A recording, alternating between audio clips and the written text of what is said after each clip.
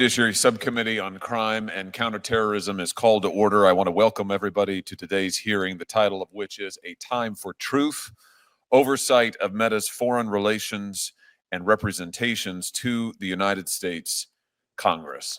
Let me just say as we begin, this is a hearing that Facebook has tried desperately to prevent. Facebook is one of the most powerful companies in the world. It is one of the most powerful companies in the history of the world, and they have stopped at absolutely nothing to prevent today's testimony. They've absolutely gone to war to try to prevent it. Our witness today is a whistleblower, and not just a whistleblower, but a longtime executive at Facebook. She worked directly with Mark Zuckerberg and Sheryl Sanders and the Facebook brass. She was a part of the Facebook brass, and they have gone scorched earth to prevent her from telling what she knows. They've sued her. They have sought a gag order against her. They have begged courts to take her book off of the shelves. They tried to get it stopped from being printed in the first place. They have threatened her, get this, with $50,000 in punitive damages every time she mentions Facebook in public. $50,000 every time she mentions Facebook in public, even if the statements that she is making are true. And even as we sit here today, Facebook is attempting her total and complete financial ruin. They are attempting to destroy her personally. They are attempting to destroy her reputation. And I think the question is why? Why is it that Facebook is so desperate to prevent this witness from telling what she knows? What is it that they are so afraid of? Well, we're going to find out today. And I think that we've already got a sense of it. Sarah Wynne Williams knows the truth about Facebook. That's what they fear. She knows that while Mark Zuckerberg now claims to be a champion of the United States and claims to be a free speech warrior, he in fact worked hand in glove with the Chinese Communist Party for years. He in fact made censorship his business model. He, in fact, developed censorship tools for the Chinese Communist Party to use against its own people. He, in fact, made Americans' own user data available, was willing to make it available to Beijing. The truth is, Facebook and Mark Zuckerberg have lied to the American people repeatedly. And I think as we'll see today, they have lied to Congress as well. It's time for this to stop. That's why this committee has launched a full-scale investigation into the potential illegal behavior of Facebook. Today's hearing is one step in that investigation. Ms. Wynne Williams' testimony is absolutely essential to that investigation. That's why we invited her to be here today, and it is why she accepted. Facebook does not want you to hear what she has to say. I dare say China probably doesn't want you to hear what she has to say. But we are going to get the truth, and we're going to get the truth starting now. I'm delighted to have with me the ranking member, both for the subcommittee and for the full Judiciary Committee, Senator Durbin, and I'll turn it over to him. Thanks, Chairman Hawley, for holding this hearing. Thank you, Ms. Wynne Williams, for agreeing to testify, particularly under these circumstances. You join other whistleblowers, including Francis Haugen and Arturo Bejar, who have bravely come before Congress to detail how Meta, aka Facebook, one of the biggest companies in the world, consistently chooses profits and growth over people and safety. Meta chooses to target vulnerable teenagers to drive engagement and increase ad spending, knowing the risk it poses to teen mental health. Meta chooses to feed its users inflammatory content to drive engagement and increase ad spending, knowing the harm it can cause. Meta chooses to put human rights concerns aside if it means access to more users, more growth, more dollars. During the time frame that Ms. Wynne Williams documents in her book, I was pressing Facebook on its potential cooperation with the Chinese government. I was chair in this room of the Human Rights and Law Subcommittee, working with a staunch Republican conservative, the late Tom Coburn.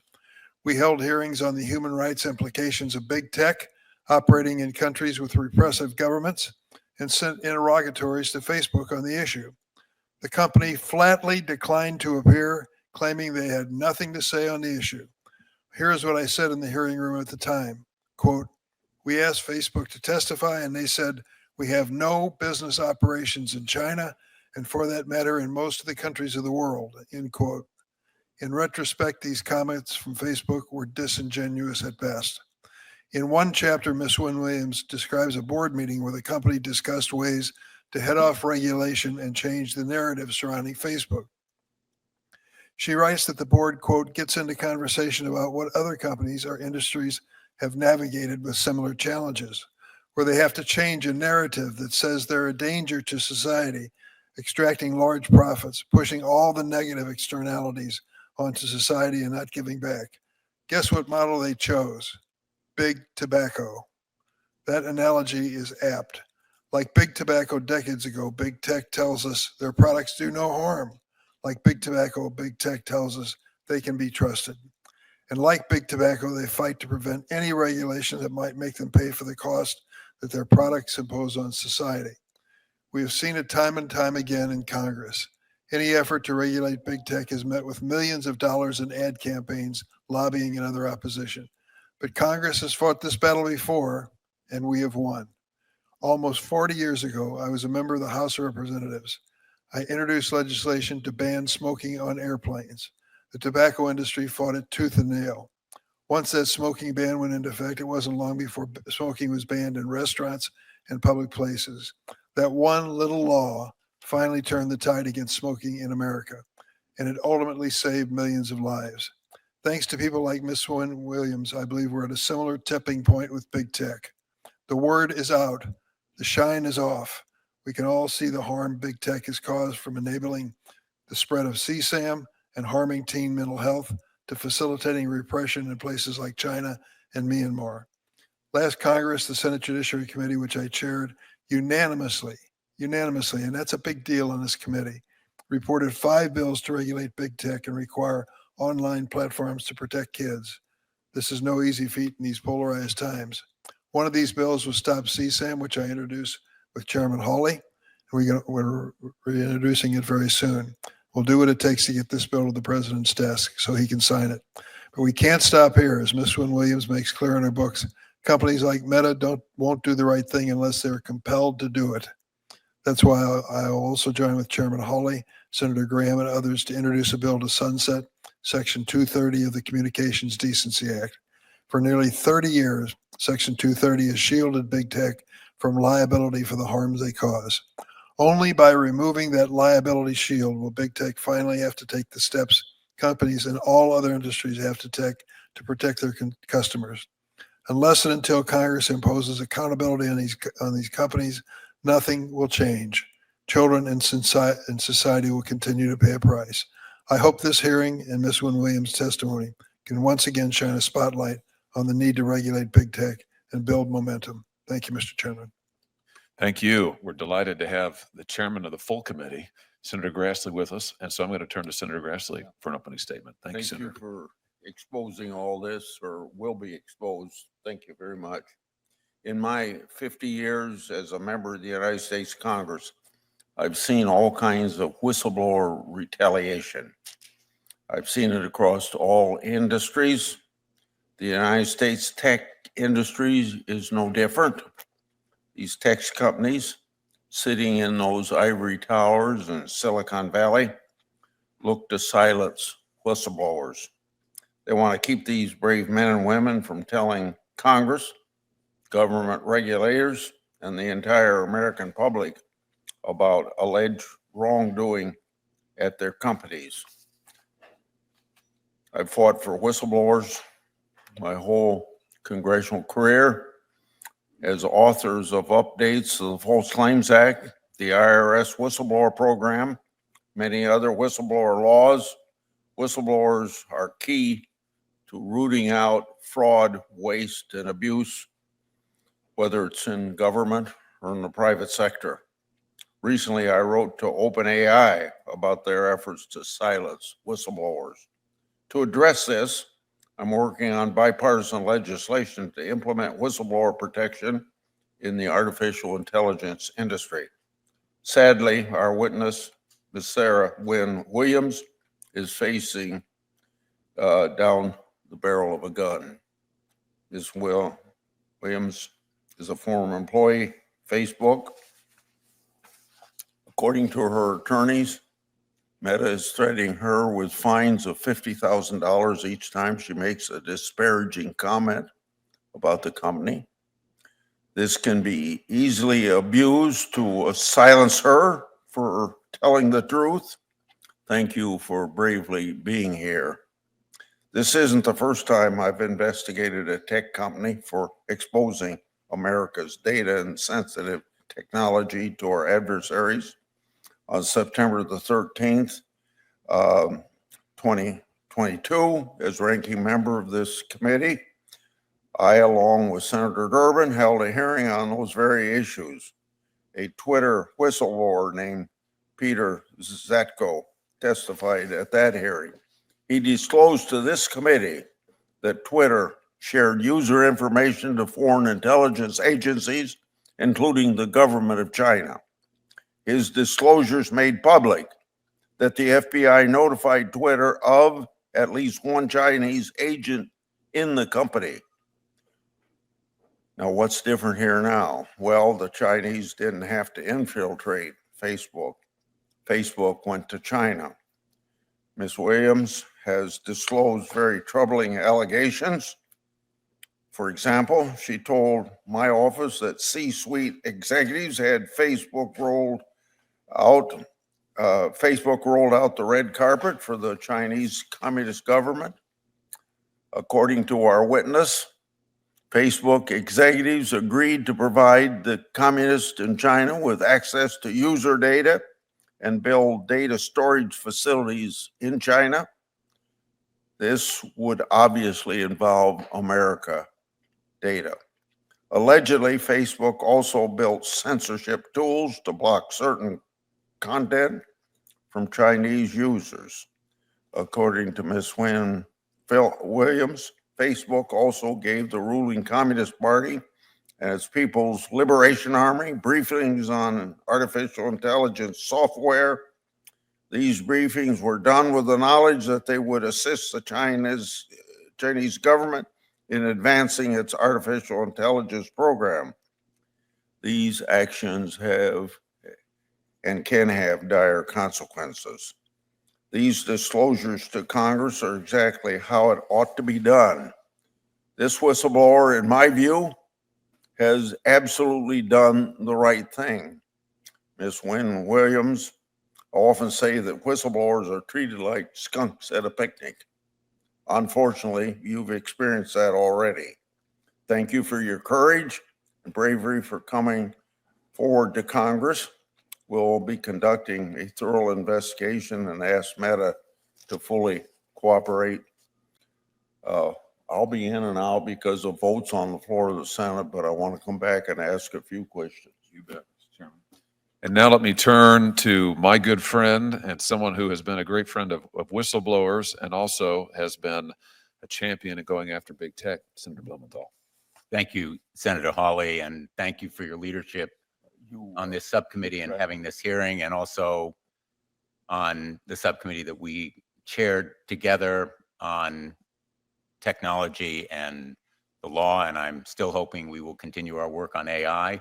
But your experience as a former law enforcement official, as Attorney General of your state, as I was of mine, gives you a solid backing and interest. And I think it reflects the importance of this subcommittee's work, that both the chairman and the ranking member of the full committee are here, and that we have a bipartisan group determined to get the truth.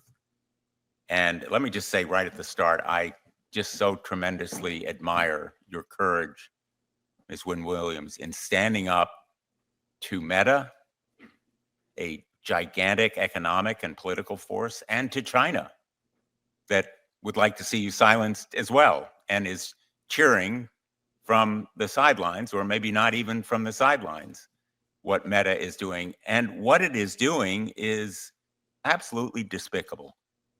It is disgusting and the height of hypocrisy for a supposed free speech champion, Mark Zuckerberg and Meta, to use a campaign of threats and intimidation to try to silence you, but it is part of a pattern.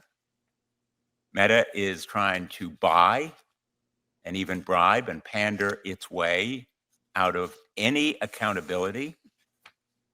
It has donated $1 million to Trump's inaugural fund. It started ripping up its policies on hate speech and letting fraud and abuse run rampant on its platforms.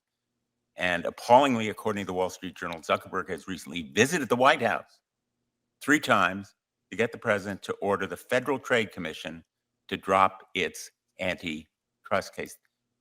Meta will stop at nothing to dispel and disguise and deceive. And it has done it to Congress. It has done it to Congress and to the American people. Meta lied about the generational harm it was doing to young people, suicide, eating disorders, and depression. In fact, as we know from another brave whistleblower who came to the Commerce Committee, one document provided to us showed that it was part of the Facebook, Meta, business model to, in effect, addict kids to toxic content and destroy their lives. One document you provided to us shows that Facebook's advertising division was developing tools to target teens that were insecure and depressed. It was literally attempting to profit from the pain of young people. When it was caught lying about these harms, Senator Blackburn and I introduced the Kids Online Safety Act, KOSA, a bill that passed the Senate on a 91-3 vote. We're hoping it will pass again, and this time pass the House. The American people ought to be asking, has Facebook done anything to clean up its act? And the answer is no. It actually diverted its millions of dollars to try to stop KOSA. And it spent millions of dollars in lobbying to argue that antitrust and AI regulations harm national security. And unfortunately, all of this deception and pandering and buying, and you might even say bribing, has been effective so far. But the American people are going to be pretty outraged that Mark Zuckerberg sold out America to China, that he imperiled our national security for a buck, that he compromised a highly significant American corporation for personal gain and profit. And your allegations and testimony matter tremendously because you have credibility. You have nothing left to lose. You have your integrity. Mark Zuckerberg has lost his through his deception. And he oversaw and personally approved of plans that undermined American national security because his own engineers warned him that operating in China would expose Americans to Chinese surveillance and censorship. So he not only risked our national security, but the individual security of everyday Americans. And they ought to be downright angry, outraged that he sold them out as well as America. He hid those risks from Congress. He and other Facebook executives provided testimony in hearing after hearing after hearing that was misleading at best and false at worst. Meta has attempted to dismiss these allegations as just old news, nothing to see here, nothing new. Well, people watching and listening to you, Ms. Lynn Williams, will know the importance and impact of what you have revealed to the American people and to the world. I have opened an investigation with Senator Ron Johnson on behalf of the Permanent Subcommittee on Investigations, and we've demanded documents from Meta regarding its operations in China. The Permanent Subcommittee on Investigations is determined to use whatever tools and instruments and powers we have to get to the bottom of all of the facts here. And I really appreciate Senator Hawley's support for that investigation. He has joined our efforts. He's a member of the Permanent Subcommittee on Investigations. And I look forward to our bipartisan, and it will be bipartisan effort to continue this effort for truth. And again, thank you for being here. Thank you for your courage. And now let me introduce someone who's been a champion for privacy and for antitrust and standing up to these corporations, Senator Klobuchar. Thank you very much, Senator Hawley. And of course, thank you to Senator Durbin and Blumenthal. I was listening to all of you, and I was thinking how when we first started on this journey, it was pretty lonely. I think the first bill we did that I remember was the Honest Ads Act with Senator McCain, in which we simply tried to get disclaimers on political ads that were on the platforms. Facebook initially opposed it and then did support it at the end. It still hasn't been passed, of all things, because of all the lobbying.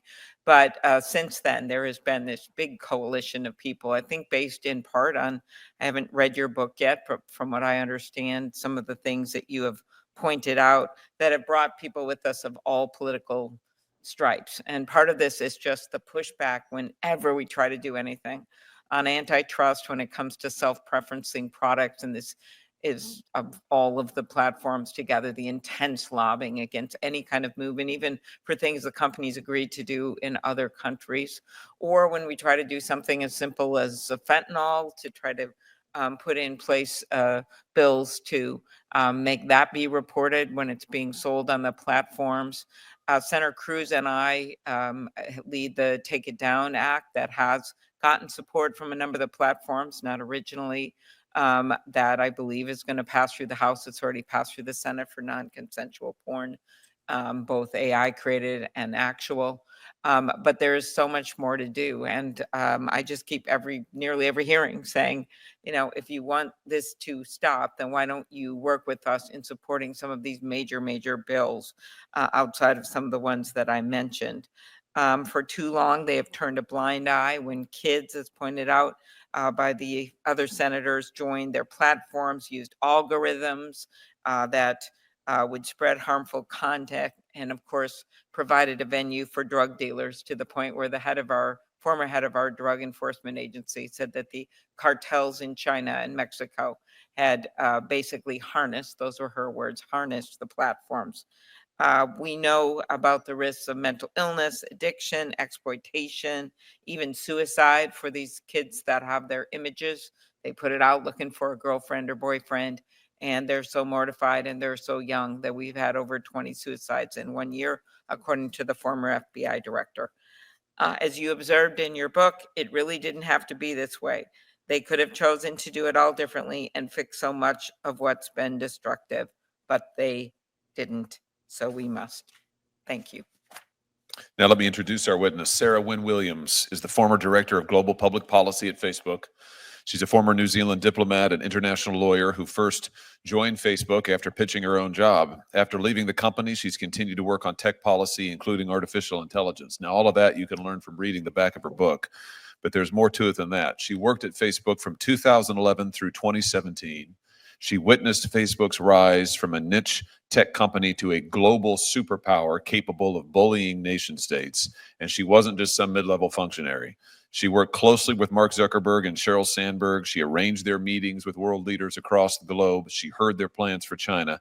She's no ordinary whistleblower, and she comes to tell us not merely about what has happened, but also what is coming. Now, it is our practice, Ms. Wynne Williams, and the Judiciary Committee and its subcommittees to swear in our witnesses before they testify. So if you would, let me invite you to rise, raise your right hand, and we'll get started. Do you swear that the testimony you're about to give is the truth, the whole truth, and nothing but the truth, so help you God? Thank you very much. We'd love to hear your opening statement. Take as long as you need. Chairman Hawley, Ranking Member Durbin, and distinguished members of the committee, thank you for the opportunity to speak with you today. My name is Sarah Wynne Williams, and I served as the Director of Global Public Policy at Facebook, now Meta, for nearly 7 years, starting in 2011. Throughout those 7 years, I saw Meta executives repeatedly undermine US national security and betray American values. They did these things in secret to win favor with Beijing and build an $18 billion business in China. We are engaged in a high-stakes AI arms race against China. And during my time at Meta, company executives lied about what they were doing with the Chinese Communist Party to employees, shareholders, Congress, and the American public. I sit before this committee today to set the record straight about these illegal and dangerous activities. Meta's dishonesty started with the betrayal of core American values. Mark Zuckerberg pledged himself a free speech champion. Yet I witnessed Meta work hand in glove with the Chinese Communist Party to construct and test custom-built censorship tools that silenced and censored their critics. When Beijing demanded that Facebook delete the account of a prominent Chinese dissident living on American soil, they did it, and then lied to Congress when asked about the incident in a Senate hearing. The willingness to censor was not the only troubling thing I witnessed.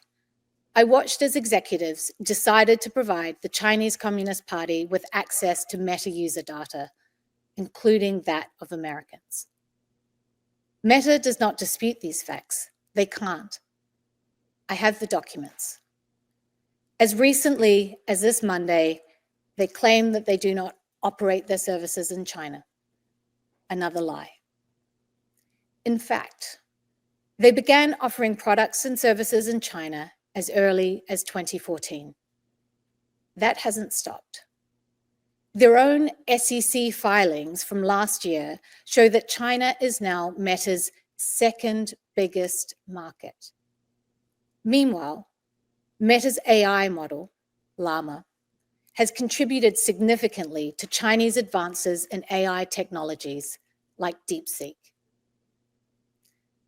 Facebook's secret mission to get into China was called Project Aldrin and was restricted to need-to-know staff. There was no bridge too far. Meta built a physical pipeline connecting the United States and China.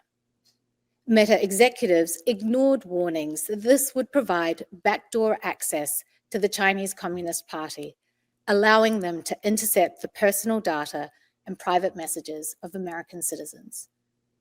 The only reason China does not currently have access to US user data through this pipeline is because Congress stepped in. Meta started briefing the Chinese Communist Party as early as 2015. These briefings focused on critical emerging technologies, including artificial intelligence.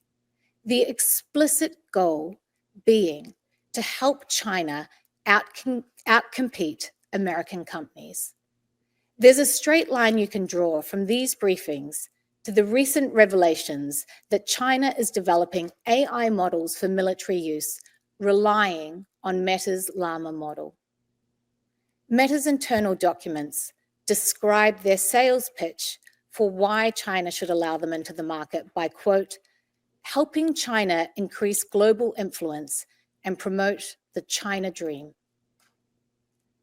The truth about what has gone on in China matters. I filed a shareholder resolution asking Meta's board to investigate its activity in China, and I filed whistleblower complaints with the SEC and the DOJ.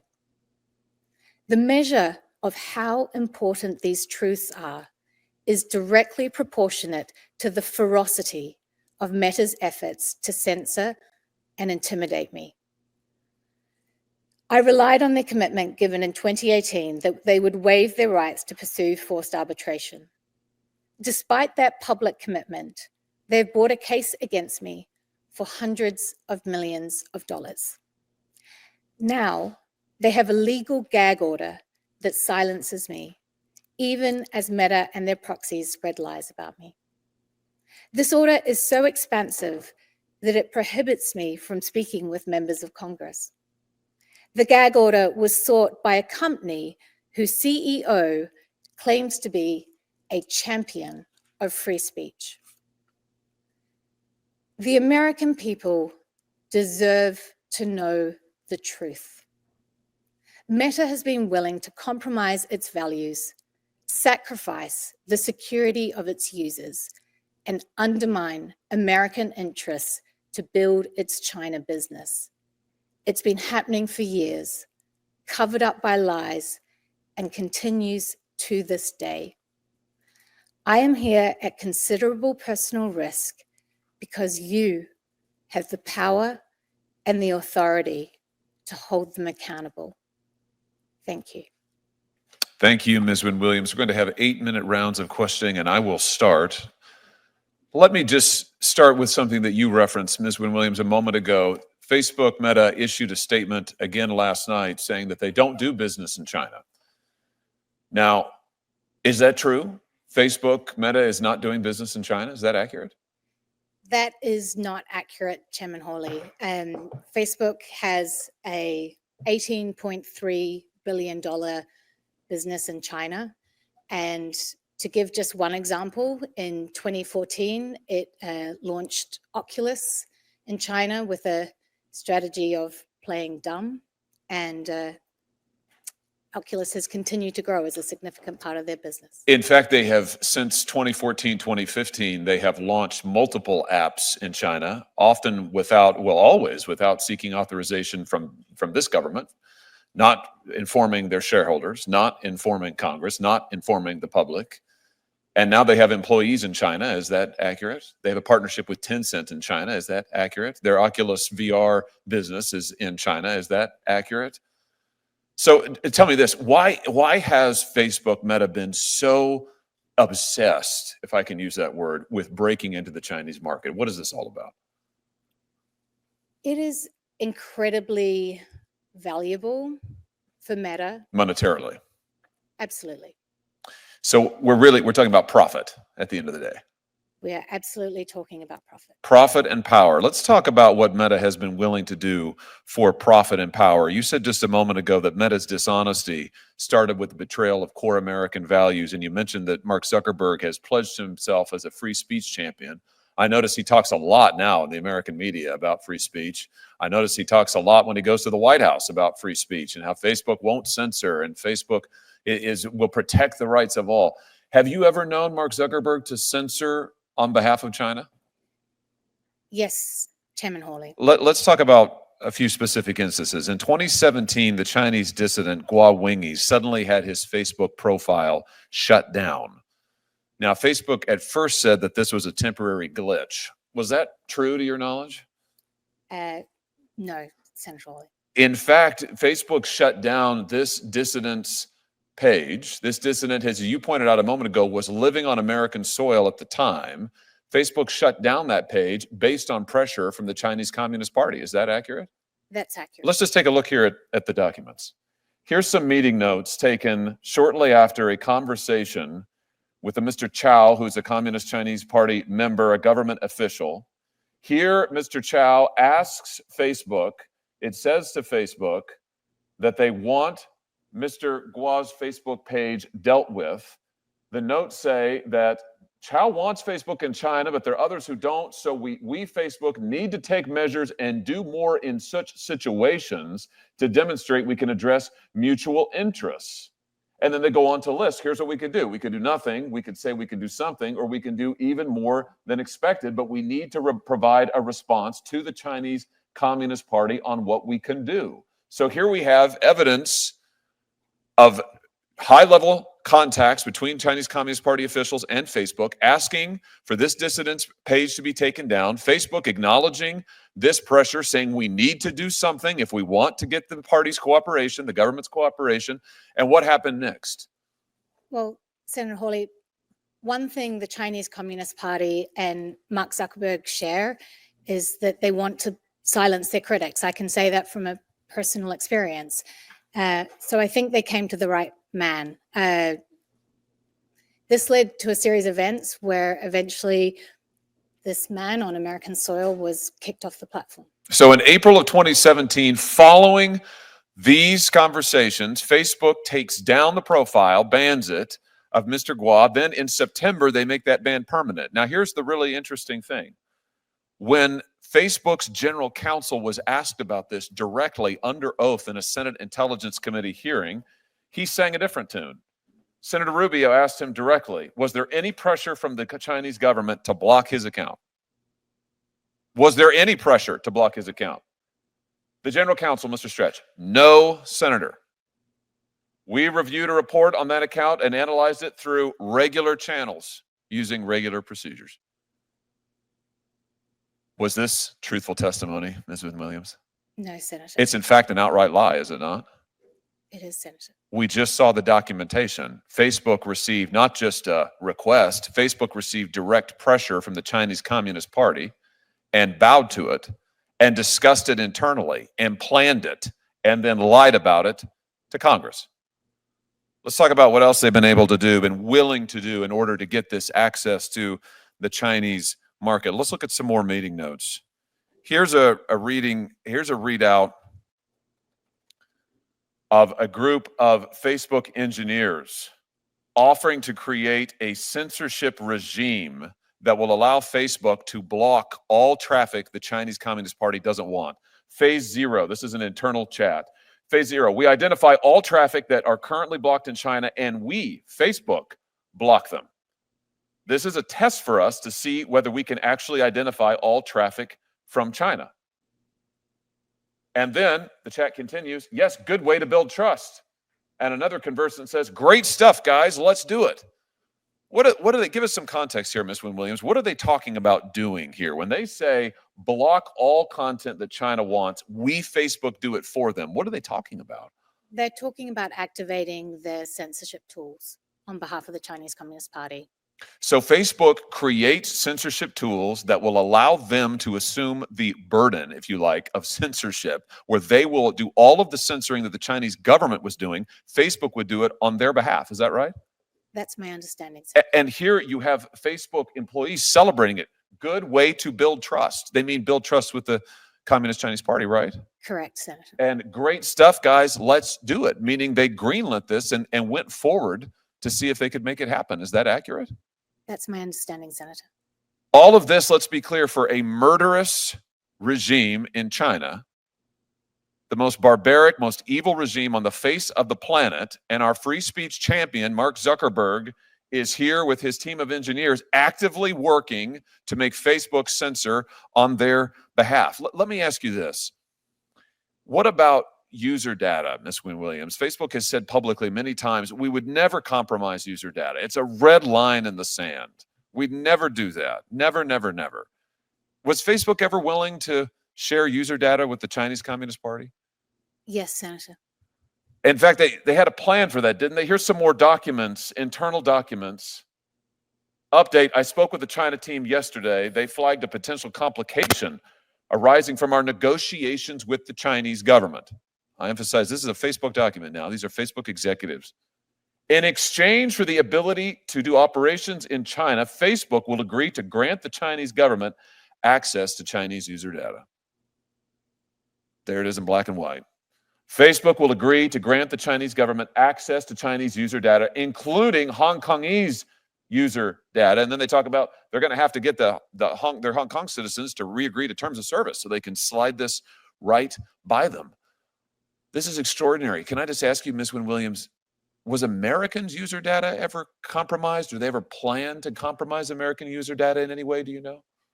One of the challenges with the servicing a market as big as China was the internet infrastructure that would underpin that. So I mentioned the cable that they joined between the US and China, and that would be very helpful. But in servicing this market, but it would still mean that the service would be slow. So they contemplated using POP servers, and POP servers as a technical data center that brings the data closer to the end user.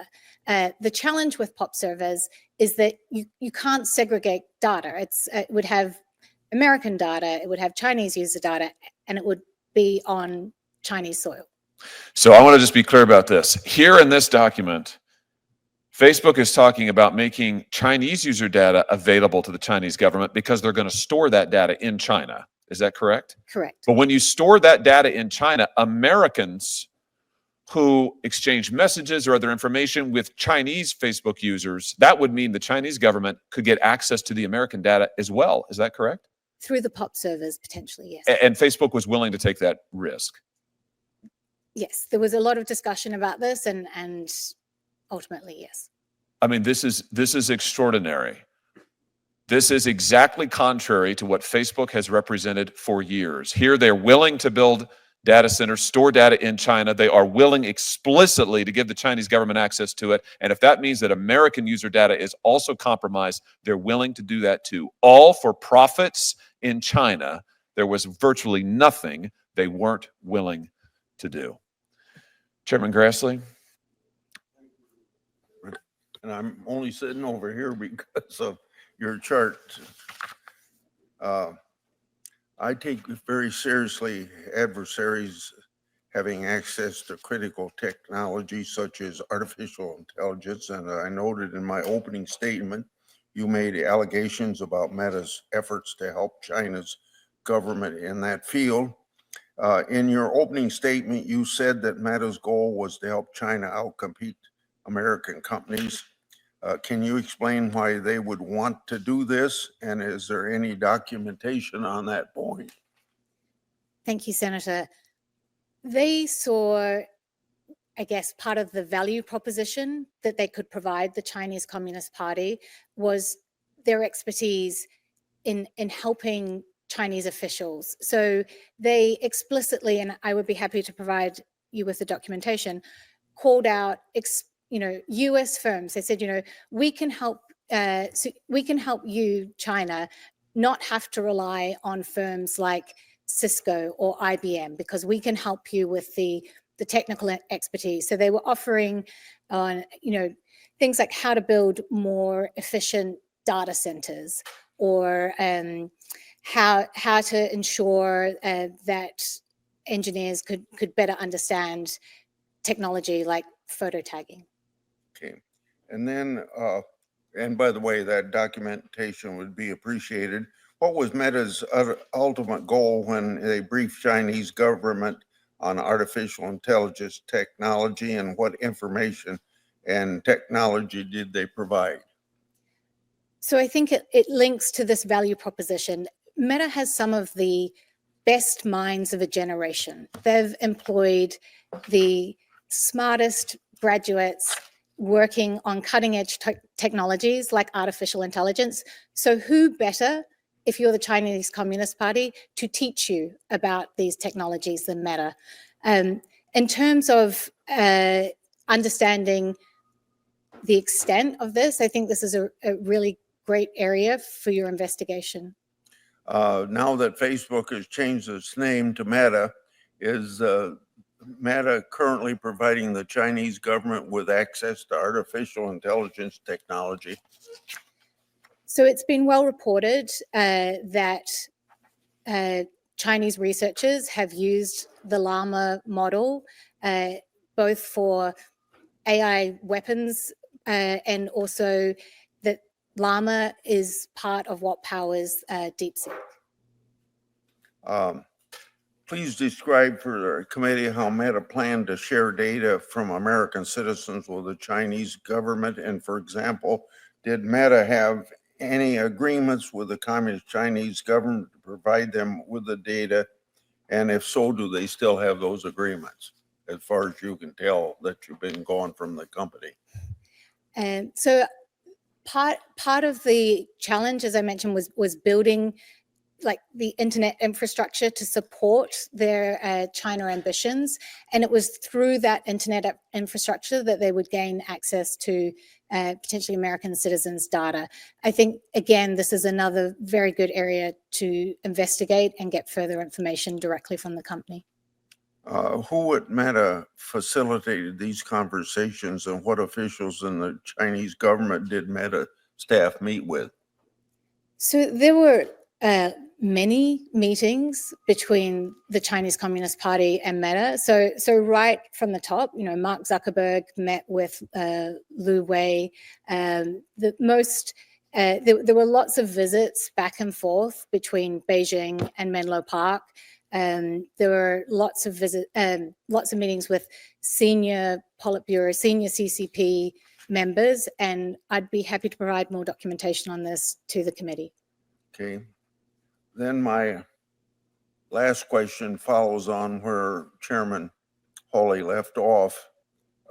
If there's anything that you can add to this, you don't have to repeat what you told him, but describe to the committee how Meta planned to share data from American citizens with the Chinese government.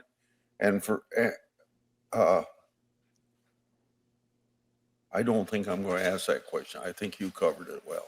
Thank you, Thank Senator. you very much. Thank you, Mr. Chairman. Thank you, Chairman Grassley. Thank you for being here. Thank you for these questions. Ms. Williams, can I just go back to something you said a moment ago in response to Senator Grassley, and maybe let's just start at the beginning. So is it your testimony that Facebook executives and employees cultivated relationships with members of the Chinese Communist Party?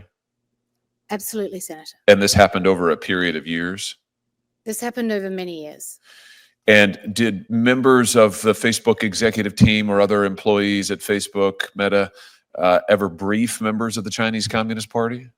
Yes, Senator, regularly. Exchanged information with them? Yes, Senator. What are some of the topics that they covered in these briefings? I mean, it's incredibly broad. So you had meetings at the top executive level, so Mark and Cheryl, and you had meetings, all the way down to, regular engineers who would be providing briefings on cutting edge technology like facial recognition, which is obviously very helpful to the Chinese Communist Party. Facebook Live, as I mentioned, photo tagging, internet infrastructure, so how to build effective data centers. Facebook has a project called the Open Compute Project, which has 5 Chinese companies as a member of it. So it was at every level on every aspect of the many different technologies that Facebook has. You testified a moment ago that one of the things that part of their value proposition to China was that they would help them, Facebook that is, would help China outcompete other American businesses. Can you just say more about that? I mean, that seems like an extraordinary thing to me. Here you have an American company going to our chief foreign adversary on whom we currently have tariffs of like 10 billion% and saying, hey, we'd love to help you. We would love to help you beat all of these other American companies. That's extraordinary. I mean, what can you tell us about that? I mean, I'd be happy to provide the documentation. I mean, literally the documents in which they were writing this were called our value proposition to be put before the CCP. So was information related to artificial intelligence part of these briefings? I know you said that there were some sort of informal discussions, but did Facebook actually brief members of the CCP on artificial intelligence, to your knowledge? Yes, Senator. And again, was that a once-off, or was this a regular thing? Senator, I think this is a great area of investigation for your committee. So why would, you were at Facebook a long time, why would Facebook want to help China with artificial intelligence? I mean, what's the strategy there, do you think? What do you divine the intent to have been? I think there are lots so I think we've talked about the general focus of the company of wanting to help China. This is over a period of time where China was rapidly trying to increase its own technological expertise and trying to grow its own homegrown technology company. So it's incredibly valuable to have the brightest minds in the world show you how that technology works, and then I think at the moment, as you're aware, there's a debate in the AI community around whether open source models or closed models are more appropriate. And one of the considerations around that is national security. But it's not clear at this moment whether open source models or closed models will ultimately prevail. And there's a lot of money on the line. In some ways, you could say, it's helpful if you want open source to prevail to have a strong threat from a Chinese model so that you can say it's really important that America wins this and we are the American open source option. And I think you can see the way that strategically plays out. So what you're saying is Facebook's AI model, Llama, I think it's called, that's an open source model. Is that right? Correct. And I think they just released Llama 4 or something just recently, the last few days. So that's an open source model. Many of the other American competitors, Sam Altman's company, for example, OpenAI, is a closed sourced model, closed source code. So Facebook has a fundamentally different take, an open source model. They're briefing the Chinese government, including CCP officials, on this model, on their information. And then we get the revelation of DeepSeek just a few months ago, China's sort of breakthrough on AI. Do you think that Llama had something to do with DeepSeek? Do you think that information sharing helped lead to DeepSeek? I think it's been widely reported that the DeepSeek model is in part based on Llama.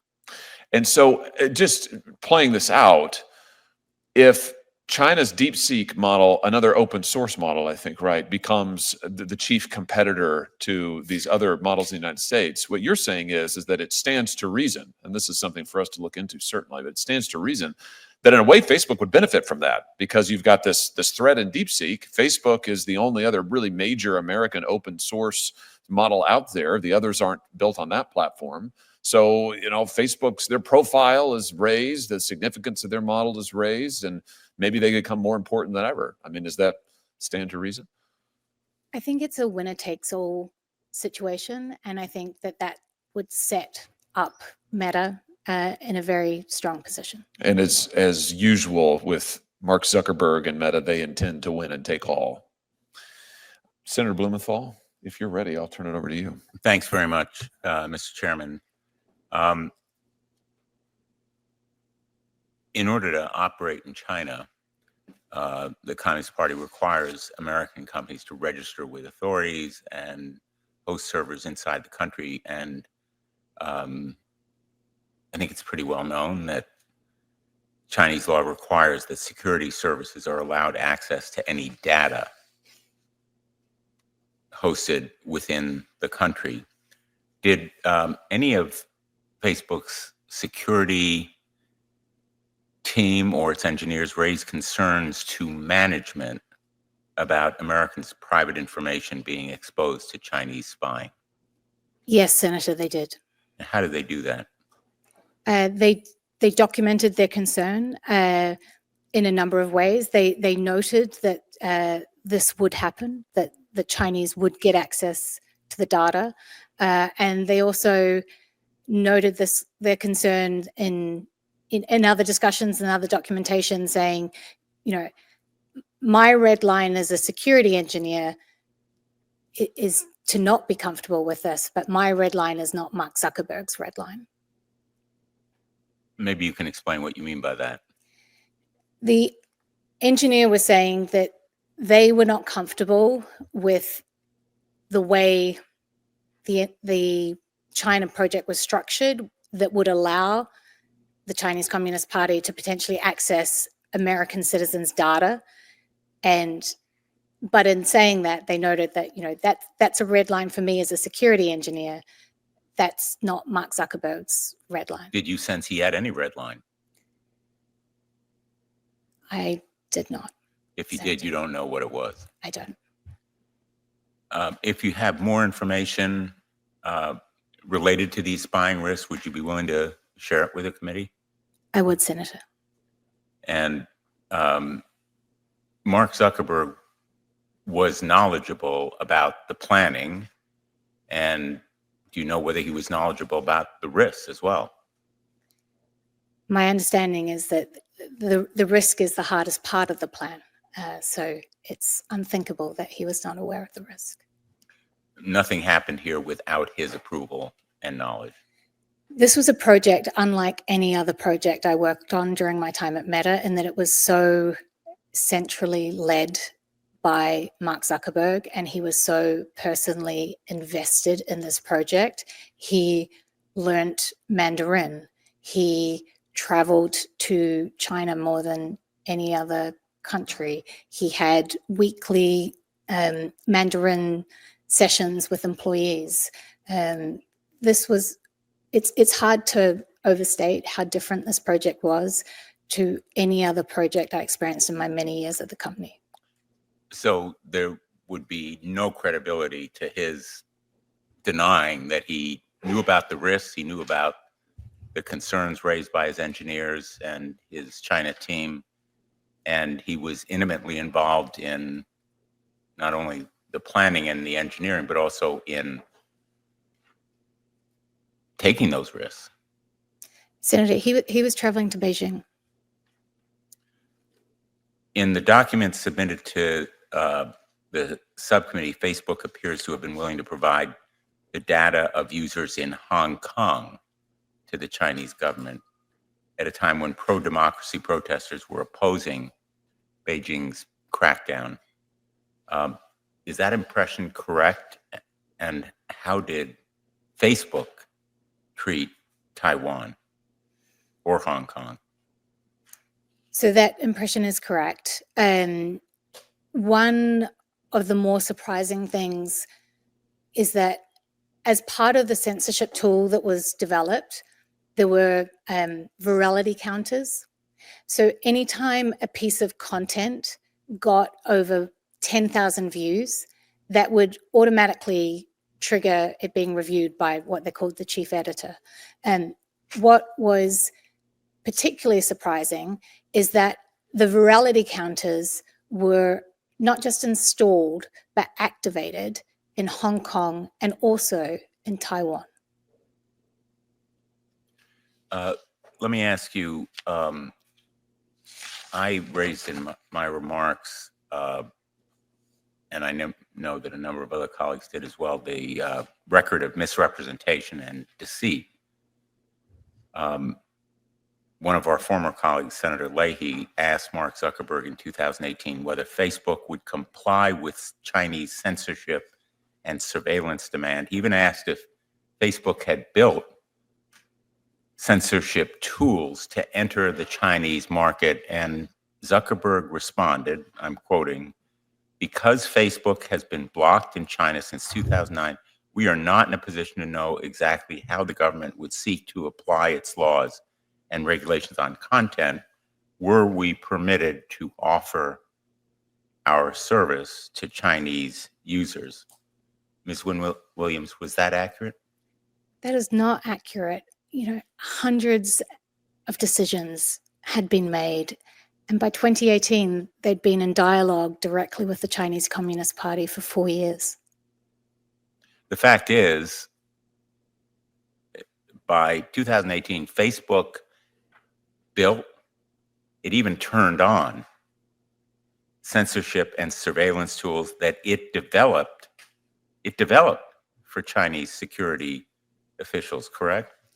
It developed, and those Chinese Communist Party officials tested the censorship tool and would give feedback and say, this needs to change, or we need this, or we need confidence that you can capture images and filter images we don't want seen. We talk a lot about 1984. Facebook developed a virility counter tool that directed any posts of over 10,000 views to be reviewed by an Orwellian named, quote unquote, chief editor. Is that correct? That's correct. And was the chief editor's geographic reach limited to mainland China, or did they plan to cover other locations? They plan to cover Hong Kong and Taiwan, is my understanding. So their surveillance operation was directed at Taiwan? That's my understanding, Senator. And Hong Kong? That's my understanding. Was the editor-in-chief's or the chief editor's power limited to reviewing viral posts?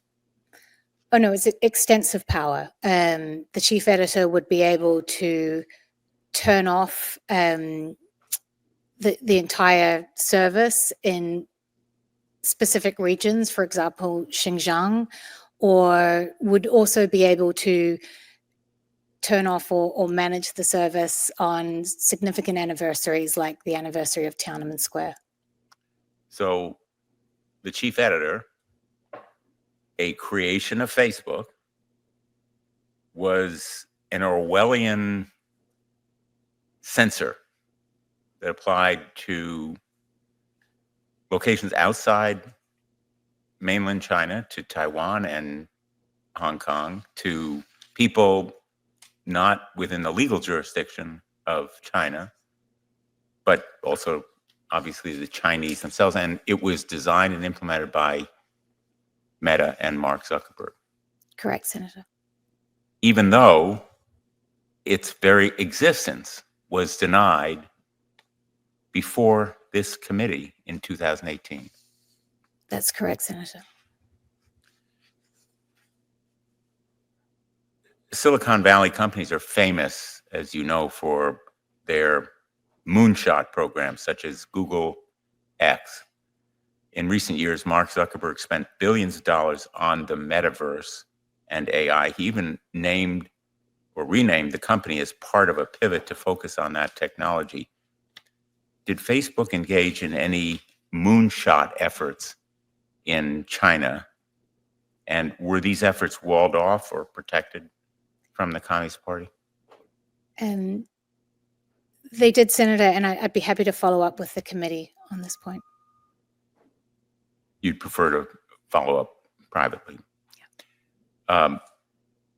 Just one last question. I'm interested in how much of a national champion Meta actually is for the United States. Did Facebook share information about its facial recognition, artificial intelligence models, and other sensitive technologies to Chinese security officials? In other words, did it share that significant technology regarding facial recognition and other surveillance methods?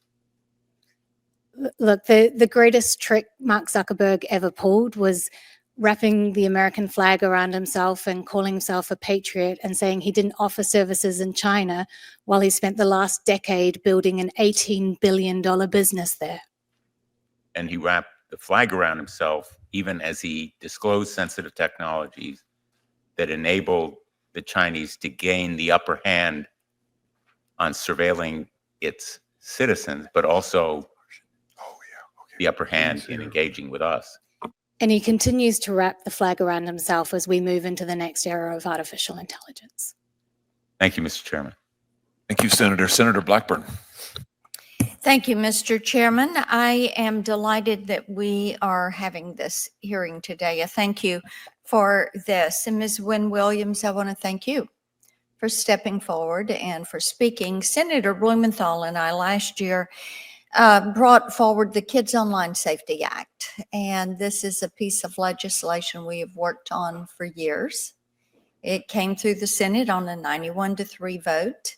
It failed in the House. As you would imagine, Meta spent millions of dollars lobbying against us and against the legislation, while at the same time they were claiming how much they cared for children and how they wanted to take care of children. And of course, one of the problems, as we have heard these heartbreaking stories from parents of trying to reach out to Meta, no response, of the cyberbullying that was taking place, the pleas from principals and child psychiatrists to do something. And yet they would not do it. And I noted in your book that you talked about Meta targeting children with ads based on their emotional state. And if you want to talk about something that is cruel, I'm a mom and a grandmom. And to kick a kid when they're down, that in essence is what it is kicking them while they're down. That is completely disgusting. And I find it so interesting that Mark Zuckerberg has said he's turned over a new leaf. My response to that was, leaves change color with the seasons of the year. And I am curious as to whether this is a season for him or if it is something that is truly going to be making a difference. And I think he should explain to us, he's been before this committee before, where he truly is. Now, one of the things we found out from other whistleblowers, and you mentioned in your lie, in your book that Meta's statement denying it engaged in targeting children was a flat out lie. And the company had refused to audit these activities. We've heard that from other whistleblowers, that they were doing research and they knew what was happening, but they were so given to the dollar and having children as the product that themselves, children were addicted, but also Facebook and their leadership team had become addicted to the power that they held and to the money that they were making. But talk to me a little bit about your experience with Meta and how they would choose to cover up or deny that they were harming kids. Thank you, Senator. One example is that Facebook was targeting 13 to 17-year-olds. It could identify when they were feeling worthless or helpless or like a failure. And they would take that information and share it with advertisers. One of the things about advertising is advertisers understand that when people don't feel good about themselves, it's often a good time to pitch a product. You know, people are more likely to buy something. And so what the company was doing was letting these advertisers know that these 13 to 17-year-olds were feeling depressed and saying, now's a really good time to serve them an advertisement. Or if a 13-year-old girl would delete a selfie, that's a really good time to try and sell her a beauty product. Or if a 13-year-old girl is... So let me interrupt right there. Sure. If she deleted a selfie, then Facebook was in essence, or Meta, Instagram, they were in essence tracking her activity online. Absolutely. That was Okay. taken as a signal and then shared Right. with advertisers. So they didn't stay given specifically to their app. They traveled in the child's phone. Absolutely. So. Okay. Excellent. Thank you. Thank you for that. I think it points up some of the harm that is there. One of the things I wanted we've talked about China and their launch of apps, Facebook's apps in China. I wanted to see if you could elaborate on the type data that would be found on Facebook servers located in China and the broader implications of allowing the CCP to have access to that data.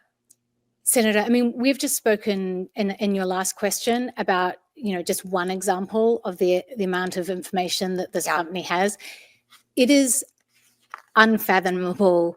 It's very, very hard to wrap your mind around the amount of data that this company has on each person who logs on to its service.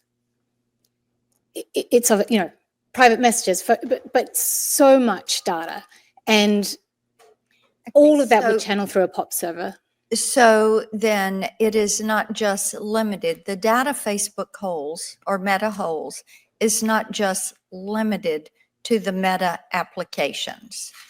Not at all, Senator. So basically, Meta has the ability to build what I call a virtual you of an individual, where they go, the transactions they have, the different apps that they rotate from one to another. Is that accurate? Absolutely, Senator. Okay, thank you.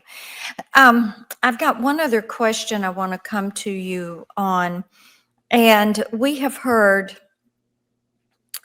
not only from you, but from others, that Mark Zuckerberg would veto recommendations from his team when it came to improving practices that would protect children or would protect data. And he would do this because he would say it was too costly. And I just find that astounding. In the physical world, we have laws that protect an individual's privacy. We have laws that protect children and protect them from being exposed to certain harms like alcohol, tobacco, sales, meeting predators, pedophiles. So I wanted to know if you had witnessed that he or the other C-suite were actually vetoing recommendations that would have provided consumer protection and protection of children in the virtual space. Yes, Senator. And as a mother of 3 children, that's one of the more difficult aspects to reconcile with this company, that it is not a company that looks after users, particularly those 13 to 17, which they regard as vulnerable yet very valuable. And then how long were you employed at Facebook and when was your last day? I was employed from 2011 and it's slightly complicated, but I finished in the end of 2017. 2017. Okay. Thank you very much. Thank you, Mr. Chairman. Senator Dermott. Thanks for being here. That reference that I opened up with, that you made in your book to a strategy, a message strategy for Meta, and someone suggested tobacco as kind of the guideline that you might want to follow, some dangerous product that was lessened in intensity to the public by misrepresentations. As I mentioned at the outset, I was part of the effort to bring them down. Didn't realize I'd reached a tipping point with smoking on airplanes, but it turned out to be one, and things changed. You make a reference as well in the book that a lot of the executives at Facebook protected their own children from what might have been an exploitation, which you've described here, the algorithm that analyzes your activity on the board and says, well, just deleted a selfie, good time for an ad. Somebody had put that together. So these executives at Facebook protected their own kids from that kind of exploitation, correct?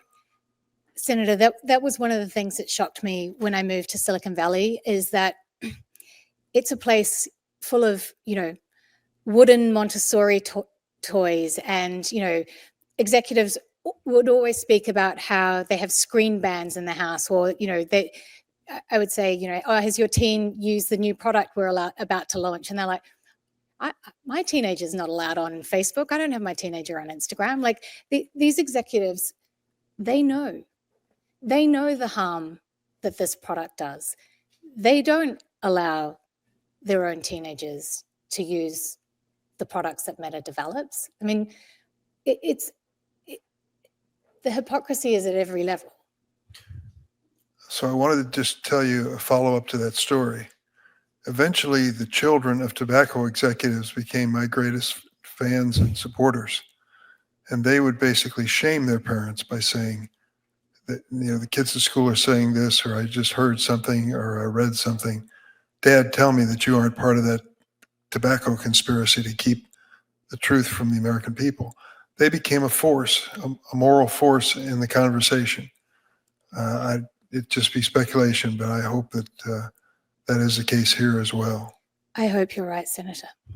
I read these things, and so I want to ask you a question that is more generic, but I'm just curious as to the decision process at the highest levels.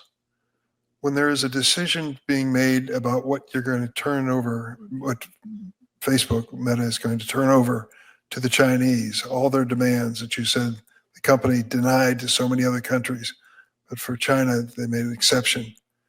When the decision is being made about exposing American privacy material and data so that the Chinese would have access to it, Americans not knowing that. The security questions that you raised, the AI information is given to the Chinese that makes them, quote, more competitive, but also means that they have sources of information that could compromise the security of the United States. I mean, when you consider each one of these, they kind of grow in gravity and magnitude. Are these decisions being made strictly by Zuckerberg himself, or by boards, or by open discussion? How much sensitivity was there to the fact that the decisions were historic in nature and maybe even criminal? It's a really interesting question. I mean, you asked me in part about China. You know, to give you just one example, at the governance level, which is what you're asking me, the lead independent director on Meta's board was also on the payroll for the China project. So that they had dual loyalty?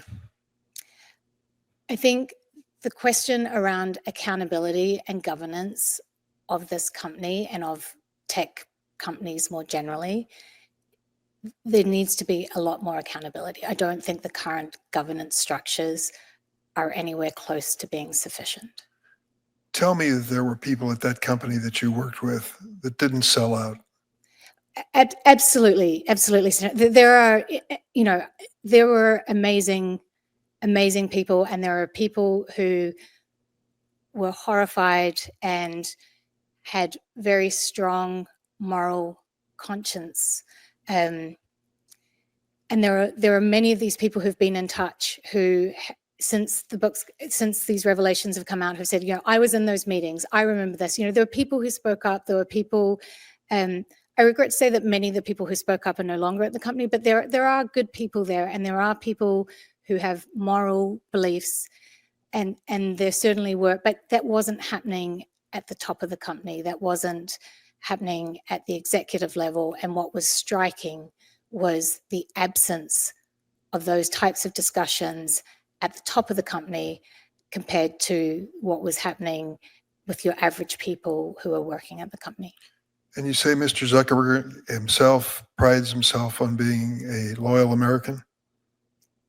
I think Mr. Zuckerberg would say he does. Yes. But I don't want to speak for him. No, of course not. But I think the evidence that you've given us points in the other direction. Lying to Congress may be in the realm of a mortal sin, depending on your faith conviction. But certainly selling out the security and privacy of the United States is about as low as they go when it comes to big tech. Have you been in any conversations involving Section 230? No, Senator. All right. Well, that's certainly a law that we're taking a close look at here, which shields companies like this from personal civil liability. Many of us believe the committee has voted accordingly that if they could be held accountable for their decisions in a court of law and find damages, money to money, that this would have more impact than some of the best speeches we could put together as members of Congress. So we're going to work on that. But Mr. Chairman, I thank you for this hearing, but I particularly thank you because you've referred to in your testimony what you call in the book 3 pistols, which I think is your reference to your 3 children. You've done a great thing for them and for kids all across the world. Thank you for testifying today. Thank you, Senator. Ms. Wynne-Williams, let me ask you a little bit more about the censorship tools that you've been asked about today, you've testified about, that were actually deployed in Hong Kong and Taiwan. And let's just, if we can, let's just look again at the privacy team email. Not that one. That one. Yeah, so this is, and just so members of the press understand, the committee's in possession of this document. We have blacked out, as you can see, we've blacked out the names of individuals here, but in the documents, we have those names. Of course, we'll follow all appropriate legal procedures, but just so the press understands, the committee is committed to doing a full investigation. We do understand and know who the people are on this chain. We can see who they are, and we can see the full course of the discussion. But I just want to emphasize something here. The update is they spoke with the China team. They flagged a potential course of potential complication of course of negotiations with the Chinese government. Let's just stop there for a second. Someone pointed out to you that Mark Zuckerberg testified under oath that he didn't know what the Chinese government's terms would be to operate Facebook in China because they were banned, quote unquote, in China. So he just had no idea. He was saying this as late as 2017, 2018. He just had no idea what the terms would be. That's just categorically false, isn't it? Absolutely, Senator. And this email shows that it is false, correct? Correct. In fact, what this email shows is Facebook is in very regularly close contact with members of the Chinese government, down to specifying how they want the censorship tools to work. They're giving feedback on it, back and forth and back and forth. And here they've agreed on a set of censorship tools to deploy in Hong Kong, down to the fact that they say we're going to have to actually re-TOS. Does that mean terms of service? Correct. So in other words, they're going to have to push out to Hong Kong users a new click thing for them to click on, which they won't, of course, really understand or know because it's almost impossible to decipher. But in fact, what they're doing is it's allowing Facebook to stand up new censorship tools on behalf of the Chinese government. Is that correct? That's correct. Now, here's another interesting point. Back in 2012, the FTC here in this country, the FTC entered a consent decree with Facebook about privacy. Do you remember, Ms. Wynne Williams, this would have been early on in your time at the company, but do you remember roughly any of the terms of that FTC consent decree? Because they are relevant here. I do, Senator. They were intended to prevent Meta from deceiving people about the extent to which they collect and share their data. Yes. So the part of the order is, and let me just quote, Facebook shall not misrepresent in any manner, expressly or by implication, the extent to which it maintains the privacy or security of covered information, end quote, which is user data. Now, Facebook is under a consent decree with the FTC on this basis, and yet they are deliberately misrepresenting across the world the security of user data. They are negotiating with the Chinese government to turn over user data, grant the Chinese government access to Chinese user data, including the Hong Kongese, including Taiwan, and yet they're representing to American government officials, no, we don't do that. We don't do that. In fact, they testified under oath. We don't make user data available. All of that was just lies. Is that fair to say, Ms. Wynne Williams? Senator, many, many decisions have been made, and they were all premised on the basis that Meta would hand over Chinese user data to the Chinese Communist Party. So in addition to lying to Congress on what seems like a fairly regular basis, lying about suppressing dissidents, lying about setting up censorship tools, they've also arguably violated FTC consent decrees. And we have the documentation. This isn't just Ms. Wynne Williams' opinion. This isn't just her recollection. We have the documentation with the Facebook employees, who I might add are high-level, executive-level employees who are planning this and doing this. It's quite extraordinary. This was a pattern of operations at Facebook over and over and over. We'll come back to that, Ms. Wynne Williams, but if you're ready, Senator Klobuchar, Yeah. I'll turn it over to you. Thank you. Thank you very much. And I just again appreciate that you have come forward. In your book, you wrote that Facebook remade American news media by inserting Facebook at the center of it, driving down ad rates for newspapers, and distributing their stories using their content to boost time spent on Facebook. Senator Kennedy and I, as a side, have a bill to push negotiations for the price of content, which I think is really important. But could you explain how Meta uses news content to boost time spent on Facebook, and how that allows Facebook to sell more advertising without paying publishers their fair share?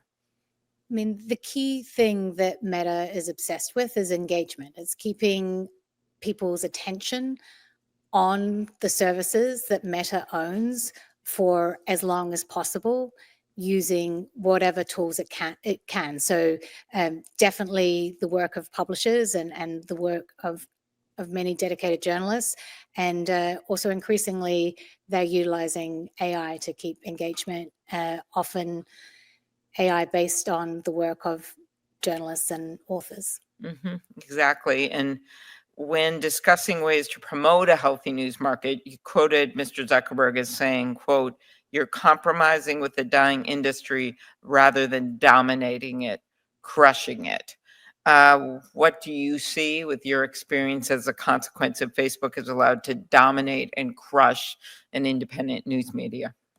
I think every citizen has seen the consequences of these actions, and I think we're all the poorer for it.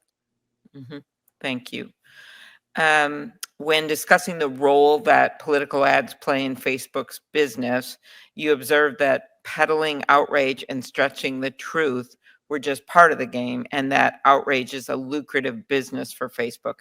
I care about this a lot, just being in this business of politics and how we know how negativity is awarded online, not just Facebook, in all of the algorithms in these companies, and it's actually completely changed the ecosystem that we work in. Can you elaborate more on how stoking political outrage is profitable for Facebook and ramifications for democracy? I think we're all living with the consequences of this every day. As I said before, what this company wants is to dominate as much time and attention as it can of every, not just in this country, as many billions as they can. And what they've learned is that outrage is a really good way to do that, but it doesn't, whatever it takes to have people glued to these services in their power, in their thrall, they'll do it. The major focus of this hearing, of course, on China, and I have to say that I found that whole piece of this ironic, because when Senator Grassley and I were trying to pass our bill about the self-preferencing, which was also, of course, got the ire of Google and Amazon, these other companies. You remember that day well, when we had the hearing, Senator Hawley, the markup on this bill. Well, one of the things that kept being thrown in my face and in those of others that work on this is China. You're actually going to destroy us, and then China will dominate. And at one point, another senator actually said that was what national security officials said. And anticipating that, I'd actually gone around to the then head of the FBI, the head of the CIA. I'd called them all or seen them at things. And while they were getting in the business of endorsing, they said, no, this idea of doing something about putting consumer protections in and saying you can't put your own product all the time at the top of the search engine, that did not hurt our national security vis-a-vis China. But that is what they claim. And that's what's so interesting about your experience and your testimony. And your book actually reveals the extent to which Facebook was willing to put growth over the U.S. national interest to gain favor with the Chinese Communist Party, as you pointed out in your testimony today. In fact, and I know Senator Grassley asked you about this, you wrote, Meta started briefing the Communist Party as early as 2015. You talked about this today. The explicit goal being to help China outcompete American companies. Could you elaborate on that? I think to pick up on your point, Senator, Meta is very quick to say, don't do anything that can hurt us because you'll let China win. You'll let China win on AI. You'll let China win and gain the technological advantage. And the whole time, the company that's done the most to help China gain a technological advantage is Meta. Mm-hmm. So do you believe Facebook is an honest broker? This is called a softball.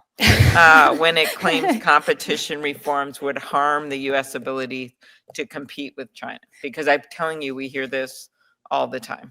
So every time we try to bring up any of these bills.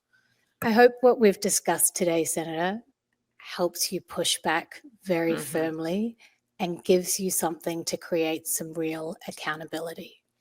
And then finally, Senator Cruz and I mentioned we have this bill, Take It Down, that's passed the Senate.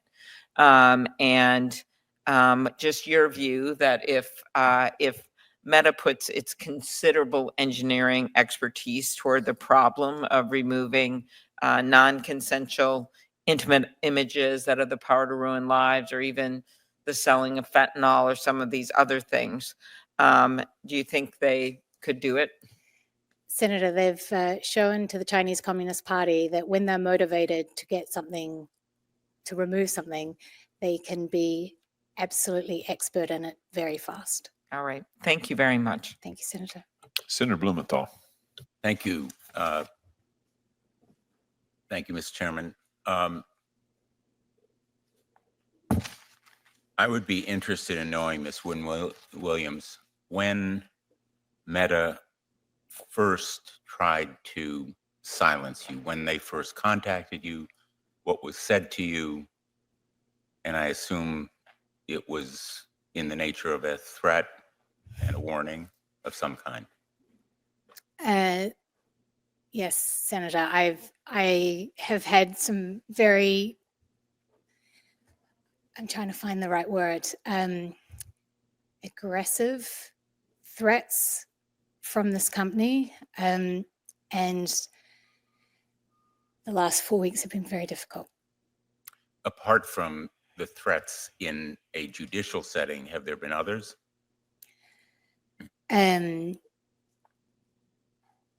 There have been a number of things, Senator, yes. Would you prefer to tell us about that in private? No, it's okay. I can, sorry. It's hard, but I can talk about it, yeah. So Meta has said, so even the choice to come to speak to Congress was incredibly difficult. Maybe it's helpful if I read what they told me. Please do. They said,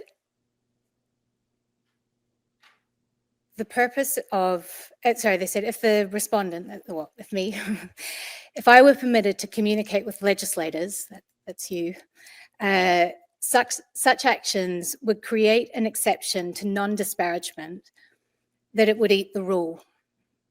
In such circumstance, nothing would limit or prevent those legislators or their aides from parroting to the public any disparaging statements.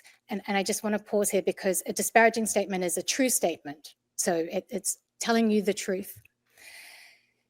Respondent is barred from disclosing.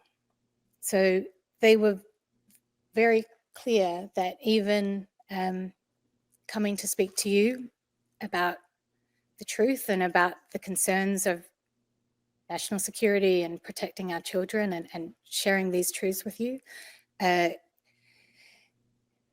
would have not only $50,000 for each truthful statement, actual damages for breach of confidentiality, actual and punitive damages for fraud and other claims.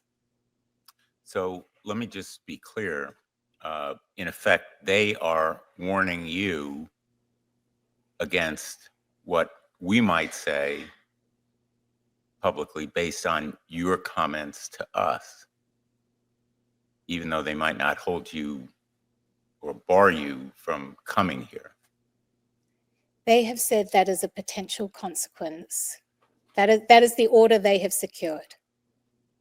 That in effect, you'd be held responsible for what we might say as a result of your truthful testimony. Not just before us. you, senators, something your aide might say. I mean, they frame it as something your aide might parrot. In other words, what these folks in back of us might say, as well as what we might say. Even though it's factual and true. Even though it's factually true. In effect, I mean, now that you mention it, it creates pressure on us not to tell the truth to the American public, is the way I view it. It's, in a sense, threatening you and thereby putting pressure on us because we could have to worry about harming you as a result. Please don't worry about harming me. And when did they first contact you? I guess when they became aware of your book, or? That's right. They put out public statements when they first became aware of the book. But they also effectively tried to, I mean, I don't know I'm learning very fast about the system of arbitration, which seems incredibly unjust. But they sought to game that. They said that they had notified me of an arbitration. They didn't. They have my they have my email on file. They have so many ways to contact me. I worked for them for a long time. Most of the senior executive have emailed me, but they chose not to notify me through that email address. So I was They not issued able. a public statement. So they That's correct. first went public and then contacted you. Well, they didn't contact me, but yes, Senator. And what did they do to start the arbitration process? They started it without me. They secured the order without me. Without any representation? That's correct, because I was not aware of it. They'd sent it to an email address from 2007. And my understanding is that you were regularly communicating with Meta, but they still used a defunct email address to serve the notice of the emergency arbitration. You were provided no notice of the proceeding, the appointment of an emergency arbitrator without your legal team knowing or having opportunity to object, and the initial hearing took place without anybody from your legal team participating. Yeah, I didn't know about it, so I couldn't participate in it. And once they had an emergency gag order in hand, they knew how to reach you, correct? Senator, I was, well, honestly, I was trying to get my toddler to eat some oatmeal, and the doorbell went, and it's a little embarrassing, but it was just after the book had published, so I thought it might have been someone delivering flowers. No, it was a gag order. So Meta's flowers were a gag order, and they knew where you were. They had no trouble reaching with the emergency gag order. They didn't bother letting you know about the arbitration process or anything before they got what they wanted. They obviously knew where my home was the entire time. Well, Mr. Chairman, I think that this experience is kind of a textbook example of the kind of problems that we hear from our constituents relating to forced arbitration. I happen to be the lead sponsor in the Senate of the Forced Arbitration and Justice Repeal Act, known as the FAIR Act, which would end these kinds of abusive clauses that enabled them to do what they did with you, Ms. Wynne-Williams. Just so we're absolutely clear, they're trying to force you to pay them this $50,000 in liquidated damages for each so-called disparaging comment, true comments, which they regard as unfavorable to them,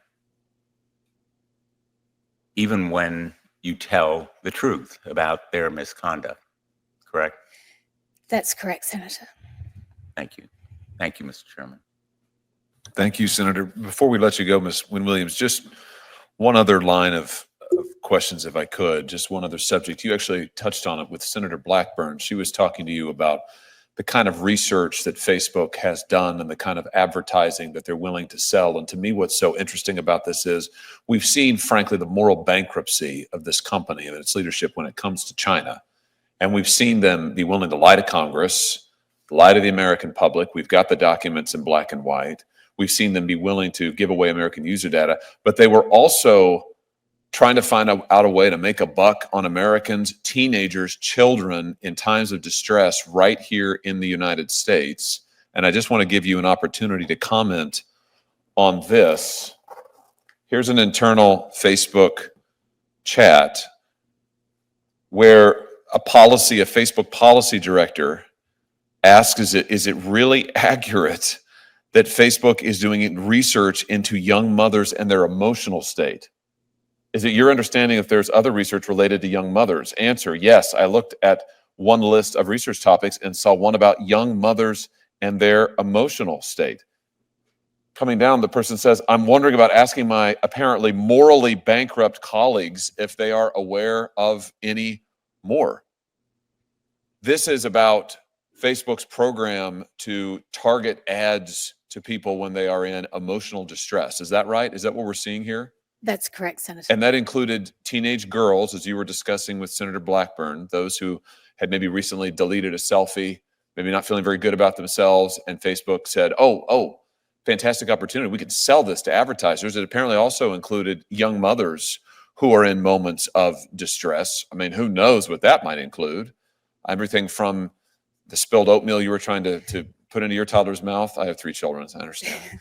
Or who knows what, much, much worse things. So Facebook is constantly looking for opportunities to sell to advertisers, to make a buck, even on their own users. And they're doing it by tracking their users all over the place, tracking their emotional state. I mean, have I got that accurate? You've got that accurate. And beyond that, it's things like things that often do concern teen girls, like body confidence. That's something else that they use to target, weight loss or other things on children, really, 13 to 17-year-olds. So to your knowledge, did Facebook, after this email exchange, where another user says, I think it's a slippery slope here, and then there's the admission, there is a level of behavioral targeting. I mean, just to be clear, I want everybody to see this. There is a level of behavioral targeting. I mean, these are Facebook executives. Again, this is a policy director in this chat acknowledging that this is what Facebook is doing. Did it stop? Did Facebook stop doing this? Not to my knowledge, Senator. Yeah, in fact, we know they didn't because other whistleblowers came forward to show that at Instagram, owned by Facebook, there was explicit targeting that goes on. There was explicit knowledge that the Instagram product was causing, in some cases, severe emotional distress, particularly to young girls. Facebook kept right on doing it anyway. Is that just because it made them a bunch of money? Senator, as a mother of 3 children, it's very hard to say this, but yes, one of the discussions I had with one of the business leaders was like, we just don't need to do this. Like, as a company, Meta's now $1 trillion company. It is not short of money. It doesn't need to do this. And what he explained to me is like, we've got the most valuable segment of the population. Advertisers really want to reach 13 to 17-year-olds, and we have them. We should be trumpeting it from the rooftops. It's really just extraordinary. I think what we've seen here is the evidence that you presented, the evidence that we have in black and white is a company and leadership that is willing to do anything, work with America's chief competitor, work with our chief adversary, sell out other American businesses, sell out American user data, lie to Congress, lie to the public, anything in order to amass more power and make a buck. Can I just ask you, you know Mark Zuckerberg very well. You spent a lot of time with him. He's recently tried a reinvention in which he is now a great advocate of free speech after being an advocate of censorship in China and in this country for years, after suppressing the Hunter Biden laptop story, after working hand in glove with the Biden administration to suppress content on COVID, to suppress content on masks, to suppress content on election questions, on vaccines, all of that. Now that's all wiped away. Now he's on Joe Rogan and says that he is Mr. Free Speech. He is Mr. MAGA. He's a whole new man, and his company they're a whole new company. Do you buy this latest reinvention of Mark Zuckerberg? Senator, there are 2 things. If he is such a fan of freedom of speech, why is he trying to silence me? And the other thing is that this is a man who wears many different costumes. When I was there, he, wanted the president of China to name his first child. He was learning Mandarin. That was, he was censoring to his heart's content. Now his new costume is MMA fighting or whatever, free speech. We don't know what the next costume is going to be, but it'll be something different. It's whatever gets him closest to power. If he were here, is there anything you'd like to say to him? Senator, I have a lot of questions for Mark Zuckerberg, but he has proven time and time again that you cannot believe his answers. He's lied to members of Congress, he's lied to his employees, and he's lied to Americans. And that's why I'm asking this committee to hold him accountable. Well, we're going to do that. And I just have to say, I don't trust his latest reinvention at all. He sat where you have sat in front of this committee multiple times in my short time in the Senate. Every time it's a different answer. Every time it's a different facade. But every time, the one consistent through line is every time it's something misleading. Every time it's something other than the truth. Every time it's about Mark Zuckerberg, not the American people. It's about Mark Zuckerberg, not what's good for this country, not what's good for his users, not what is the truth. And I, for one, am very tired of it. So I have a message to Mark Zuckerberg as well, which is that it's time for you to tell the truth. You should come to this committee and take an oath and sit where Miss Wynne Williams is sitting now and answer this evidence. Stop trying to silence her. Stop trying to gag her. Stop trying to hide behind your lawyers and millions of dollars in legal fees you're trying to impose on her. Stop threatening other whistleblowers. Come to this committee, take the oath, sit there, let us question you, and give the American people the truth. We will be waiting for you. Senator, anything further? Well said, Mr. Chairman. I associate myself with your remarks, and what I would say to him is stop silencing Ms. Wynne Williams, for starters.